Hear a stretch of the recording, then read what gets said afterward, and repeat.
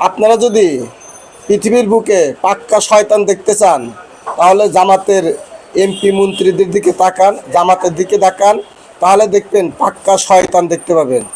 কেন আপনারা ওই শয়তান দেখতে চান? শয়তান দেখতে গেলে তো দুনিয়াতেই দেখা যায়। পাক্কা শয়তান জামাতের এই যে এইগুলা দেখবেন, ভিডিও তো দেখেন।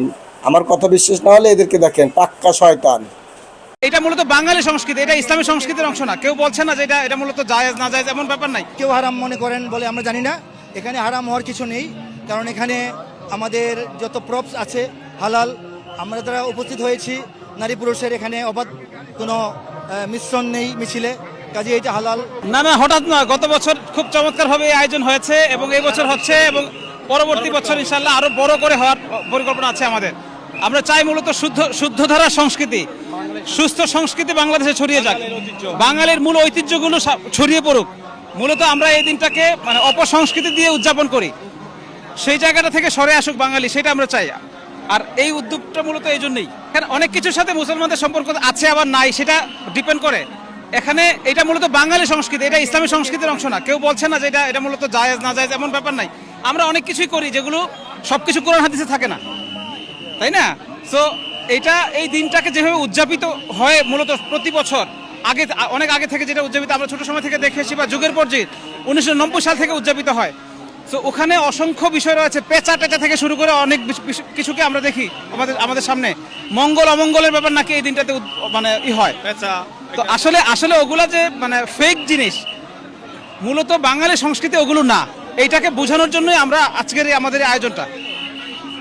এখানে ইসলামের সাথে এটা সম্পর্ক মানে আপনি করতেও পারেন, নাও করতে পারেন, এখানে ফ্যাক্ট না সেটা।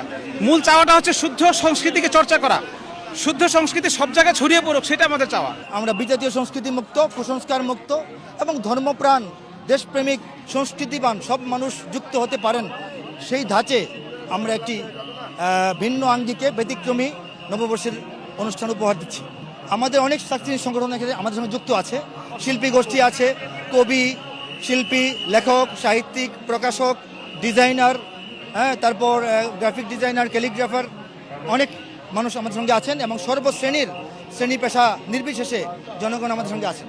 ইসলামী সংস্কৃতি বাংলাদেশে আলাদা কিছু নয়, এই দেশের মাটি মানুষের সংস্কৃতি ইসলামী সংস্কৃতি। আমরা আমাদের র্যালিতে মসজিদে মিনার রেখেছি, জায়নামাজ রেখেছি, মাথার টুপি রেখেছি। মাথার টুপি আর জায়নামাজ ছাড়া বাংলাদেশে কোনো ঘর আপনি খুঁজে পাবেন না। আমাদের বাংলাদেশকে চিনতে হয় মসজিদে মিনার দেখে।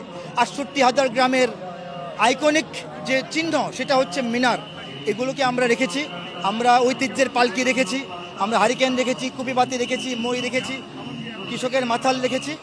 অর্থাৎ বাংলাদেশের গণমানুষ যে সংস্কৃতিগুলোকে গ্রহণ করেছে সবই এই দেশের জাতীয় সংস্কৃতি। এখানে ইসলামের কিছু উপাদান আছে এবং সব কিছু মিলিয়ে আমাদের জাতীয় সংস্কৃতি, সেটাই আমরা প্রমাণ করতে চাইছি। না, কেউ হারাম মনে করেন বলে আমরা জানি না। এখানে হারাম হওয়ার কিছু নেই, কারণ এখানে আমাদের যত প্রপস আছে হালাল। আমরা যারা উপস্থিত হয়েছি নারী পুরুষের এখানে অবাধ কোনো মিশ্রণ নেই মিছিলে, কাজে এটা হালাল। আমরা দুপুরবেলা গরু দিয়ে এবং দেশীয় শাকসবজি দিয়ে মেজবান খাবো, ওইটাও হালাল।